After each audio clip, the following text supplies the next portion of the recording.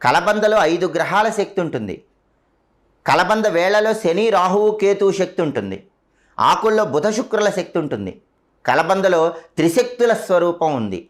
మహాకాళి, మహాలక్ష్మి, మహాసరస్వతి, ఈ 3 శక్తి స్వరూపాలు కలబంద మొక్కలో ఉన్నాయి. కాబట్టి కలబంద ఇంట్లో పెంచిన, ఇంటి ముందు కట్టిన, ఈ సూచనలు పాటిస్తూ ఇంటికి తెచ్చుకొని దాన్ని శుభ్రం చేశాక మాత్రమే కలబందను ఉపయోగించుకోండి.